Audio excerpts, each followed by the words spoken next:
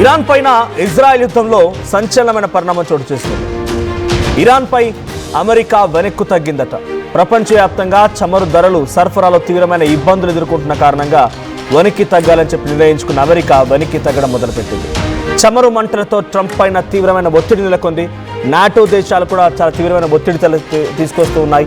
Iran ముడి చమురు petroleum ఉత్పత్తులపైన 30 రోజుల పాటుగా ఆంక్షల్ని అమెరికా ఎత్తివేసింది. అధికారికంగా అమెరికా ఆర్థిక శాఖ secretary Scott Besant official announcement కూడా చేశారు.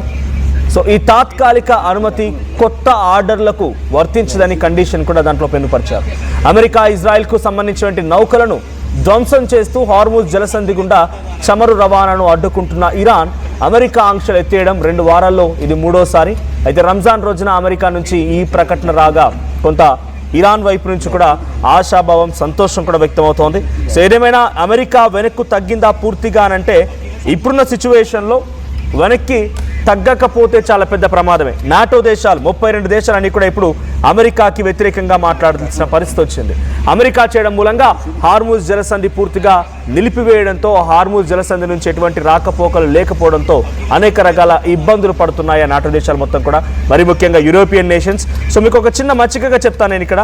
సో ఇండియా ఇప్పటివరకు యుద్ధం స్టార్ట్ అయిన నాటి నుంచి $50 బిలియన్ నష్టాన్ని చవిచూసింది. బికాజ్ ఆఫ్ ఆయిల్ సరిగా లేకపోవడం, గ్యాస్ సంబంధించిన విషయాలపైన అనేక రకాల ఇబ్బందులు తలెత్తడం, ఇవన్నీ కూడా ఉన్నాయి. సో ఇవన్నీ ఇబ్బందులు అమెరికా పైన ఒత్తిడి తెస్తూ ఉన్నాయి. అమెరికా గనక ఇప్పుడున్న సిచ్యువేషన్లో ఈ హార్ముజ్ జలసంధిని, ఇరాన్ చెక్ పోస్ట్ని ఎత్తివేయాలంటే అమెరికా యుద్ధాన్ని ఆపడమే అతిపెద్ద ఒక రిలాక్సేషన్. లేదనంటే కనుక యుద్ధం మరింత ఇరాన్ తీవ్రతరం చేసే అవకాశం ఉంది.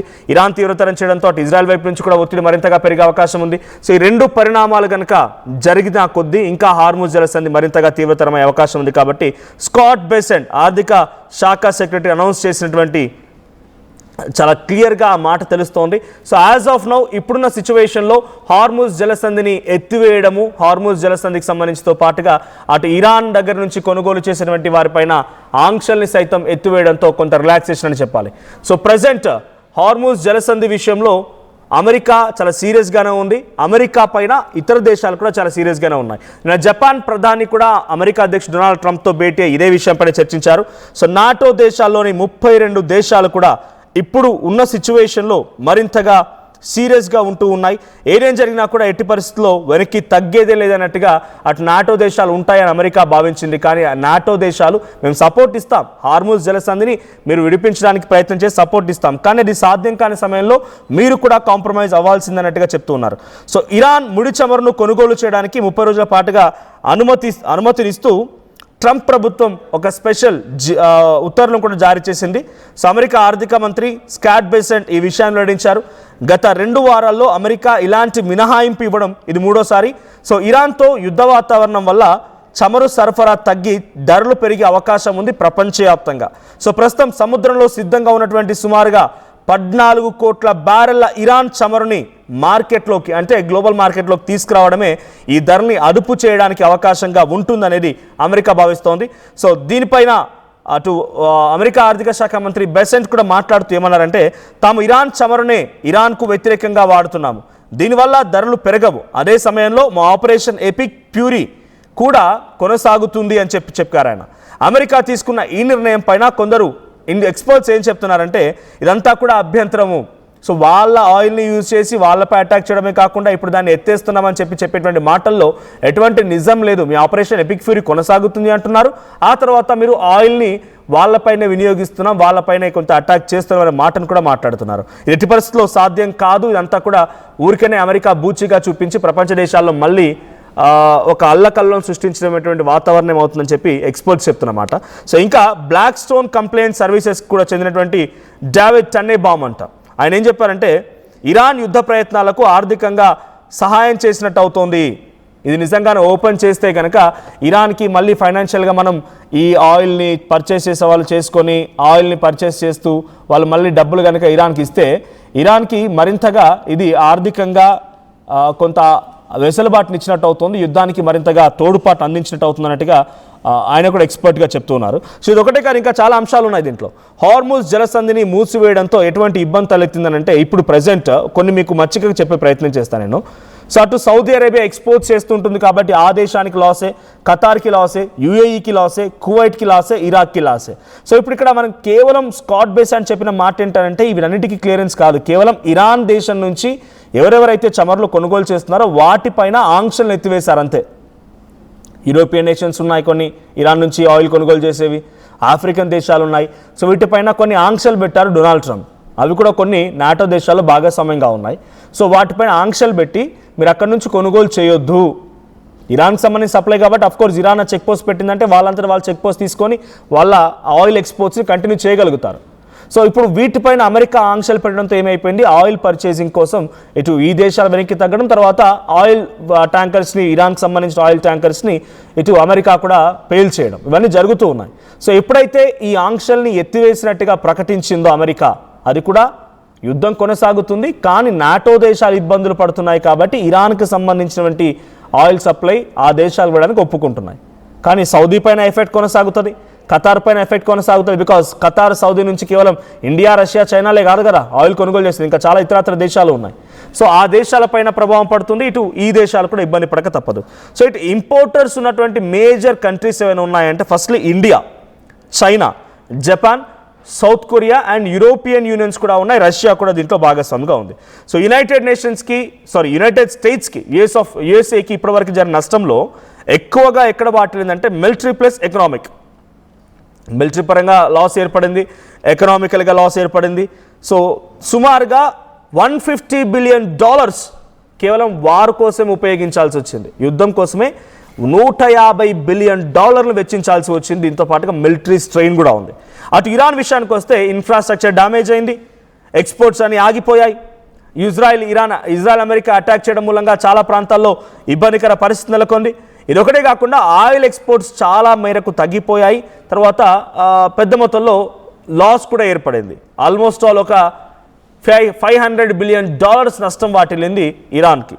ఇక సౌదీ అరేబియాకి ఎక్స్పోర్ట్లు ఆగిపోయాయి, అటు ఆయిల్ ఎక్స్పోర్ట్ చేయలేకపోతుంది. స్ట్రైట్ ఆఫ్ హార్మోజ్ని బ్లాక్ చేయడం మూలంగా అన్ని కంప్లీట్గా క్లోజ్ అయిపోయాయి. సో $1 బిలియన్ పర్ డే, సుమారుగా ఒక రోజుకి సగటున ఎంత నష్టం వాటిల్లుతోంది సౌదీ అరేబియా కనంటే ఒక రోజుకి $200 మిలియన్ నష్టం వస్తుంది పర్ డే, $200 మిలియన్. అటు ఇరాక్కి $150 మిలియన్, యూఏఈకి $100 మిలియన్, కువైట్కి $100 మిలియన్, ఖతార్కి $150 మిలియన్, ఇరాన్కి సుమారుగా రోజుకి $150 మిలియన్ నష్టం వస్తోంది ఇప్పటివరకు వాళ్ళు ఎక్స్పోర్ట్ చేయకపోవడం మూలంగా.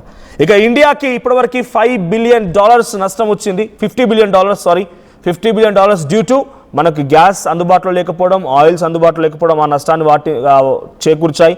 చైనా సుమారుగా $150 billion, Japan $100 billion, south Korea $75 billion, European union $100 billion and USA almost all ఇప్పటివరకు ఇండైరెక్ట్గా కేవలం నేను చెప్తోంది యుద్ధ సామాగ్రి వీటి వల్లే కాదు, గ్యాస్ ఆయిల్ ధరల వల్ల కూడా సుమారుగా $50 to $80 బిలియన్ నష్టం వాటిల్లింది అమెరికా కూడా. సో ఇంకా ఇది కొనసాగుతోంది. సో అమెరికా ఆర్థిక శాఖ మంత్రి చెప్తున్నటువంటి స్కాట్ బెసెంట్ అనౌన్స్మెంట్ మేరకి ఇరాన్ దగ్గర నుంచి చమురు కొనుగోలు చేయడానికి మళ్ళీ ఆ దేశాల క్లియరెన్స్ వచ్చింది. కాబట్టి కొంత ఇది ఇరాన్కి ప్లస్ అవుతుందా మైనస్ అవుతుందా అని అంటే, ఒకవేళ ఆ ఇరాన్ కనుక మళ్ళీ తన యుద్ధాన్ని పెంచాలి అనుకుంటే ఆ ఎక్స్పోర్ట్స్ చేసి డబ్బులు సమకూర్చుకొని ఫైనాన్స్ ద్వారా మళ్ళీ యుద్ధాన్ని పెంచే అవకాశం ఉంది, ఒక రీజన్. సెకండ్ రీజన్ ఏంటంటే ఇరాన్ పైన ఇంత ఒత్తిడి తీసుకురావడంతో నాటో దేశాలని అమెరికాకు వ్యతిరేకంగా మారుతున్నాయి. కాబట్టి ఇప్పుడు అమెరికా కూడా ఒక అడుగు వెనక్కి తగ్గిందని చెప్పాలి. సో అమెరికా వెనక్కి తగ్గింది అని అంటే యుద్ధాన్ని ఇంకా పెంచినట్టు అవుతుందా, అమెరికా వెనక్కి తగ్గిందంటే యుద్ధం ఇంకా పెరిగే అవకాశం ఉందా? మీరేమనుకుంటున్నారో కామెంట్ చేయండి. मुंबई ताकद झालेला आहे, त्यामुळे जी गॅस टंचाई होती किंवा तेलाची टंचाई जाणवणार होती, त्यामुळे ही टंचाई आज येणं खूप महत्त्वाचं होतं. पासून मुंबई ताकद झालेला आपल्याला पाहायला मिळतं. ठिकाणी पोहोचलेला आहे, पाहू शकतो या ठिकाणी रिफायनरी केला जाणार आहे. ఇండియాలో పెట్రోల్ ధరలు పెరిగిపోయాయి. ఇప్పటికే ఆయిల్ అక్కడి నుంచి మనం కొనుగోలు చేయడం ఆపిన నాటి నుంచి కూడా చాలా తీవ్రమైన ప్రభావాన్ని ఎదుర్కొంటున్నాం మనం. గ్యాస్ పైన ఆల్రెడీ కొరత మొదలైంది, ఇప్పుడు పెట్రోల్ పైన కూడా ధరలు పెరిగిపోయాయి. సో మీరెవరైనా పెట్రోల్ ఈ రోజు ఫిల్ చేసుకుంటున్నట్టయితే డెఫినెట్గా మీ పైన పెట్రోల్ మోత మోగబోతోంది. సో లీటర్ ధర పైన పెట్రోల్కి $2.26 పెరిగింది. సో అటు ఆయిల్ కంపెనీలను బట్టి ఆ డిఫరెన్స్ ఉంటూ ఉంటాయి. 2.25 2.5 వరకు ఉంటూ ఉంటాయి. అంటే 2.25 నుంచి 2.50 వరకు పెరిగాయి. సో దీంతో ఈరోజు పెట్రోల్ ధర 115 రూపాయలకు చేరుకునే అవకాశం ఉందట. 115 రూపాయలకి పెట్రోల్ ధర పెరగవచ్చు. అయితే సాధారణ పెట్రోల్ ధరలు మాత్రం ప్రస్తుతానికి ఎటువంటి మార్పులు లేకుండా ఉంటాయంటారు. అంటే నార్మల్ పెట్రోల్ కొన్ని ఆయిల్ కంపెనీస్ ధర చేంజెస్లో కూడా కొన్నిట్లో ఈ పెట్రోల్ ధరలు ఇంప్లిమెంట్ కాబోతున్నాయి. సో ₹2.26 పెట్రోల్ ధర పైన పెంచడంతో ఒక్కసారిగా ఇటు ప్రయాణికులు కానీ చెప్పాను కదా, వన్స్ అక్కడ యుద్ధం స్టార్ట్ అయిందంటే ఇక్కడ మన పరిణామాలు ఎదుర్కొంటూ ఉన్నాం. ఎక్కడో ఊహకందనంత దూరంలో అక్కడ యుద్ధం జరుగుతూ ఉంటే మనం టిఫిన్ పైన ₹10 ఎక్కువగా అదనంగా కడుతూ ఉన్నాం. ఇప్పుడు పెట్రోల్ పైన ధర మొదలైంది. వన్స్ ఏమైపోతుంది, ఈ పెట్రోల్ పైన ధరలు పెరగడంతో ఇంకా మళ్ళీ గూడ్స్ పైన ట్రాన్స్పోర్టేషన్ ఛార్జెస్ పెరుగుతాయి. ఇలా ప్రతి దానికి కూడా ఒక్కోటి లింక్ అయిపోయి చాలా పెద్ద మొత్తంలో ఎఫెక్ట్ ఉండబోతోంది. సో ఇప్పుడున్న సిచ్యువేషన్లో నార్మల్గా అంటే మీరు మీ బైక్లో ఫుల్ చేసేటువంటి నార్మల్ పెట్రోల్ ధరలపై ఎటువంటి ప్రభావం లేదు. ఇప్పుడున్న సిచ్యువేషన్లో యాజ్ ఆఫ్ నా ఈ వార్త చెప్పే సమయానికి కేవలం పవర్ పెట్రోల్ను పోయిస్తారు చూసారా, X95 పవర్ పెట్రోల్, ఆ పవర్ పెట్రోల్ పై మాత్రమే ధరల్లో కొంత మార్పులు చేర్పులు కనబడుతున్నాయి. సో నార్మల్ పెట్రోల్ ఎటువంటి చేంజెస్ లో, బట్ ఏదేమైనా ఒక్కసారి ఆ పవర్ పెట్రోల్ పైన చేంజెస్ కనిపించాయంటే ఆటోమేటిక్గా మళ్ళీ నార్మల్ పెట్రోల్ పై ప్రభావం ఉంటుంది. వరుసగా ఒకదానిపై ఒకటి చేంజెస్ ఉంటూనే ఉంటాయి. దీంట్లో పెద్దగా డిస్టర్బెన్సెస్ ఏమి ఉండవు. సో ఇప్పుడున్న సిచ్యువేషన్లో పెట్రోల్ ధరలు పెరిగాయంటే కొంత ఇది ప్రమాదం అనే చెప్పాలి. ఇది అన్నింటిపైన ఈ ప్రభావం పడబోతోంది. సో పెట్రోల్ ధరలు పెరగడం, దానిపైన గూడ్స్ పై ధరలు పెరగడం, ఇన్ఫ్లేషన్ అనేది స్టార్ట్ అవ్వడం అన్నీ కూడా సూచికలు కనబడుతూ ఉన్నాయి. సో ఇప్పుడున్న సిచ్యువేషన్లో ఇవన్నీ జరుగుతూ ఉంటే కొంత మనం అర్థం చేసుకోవాల్సిందే.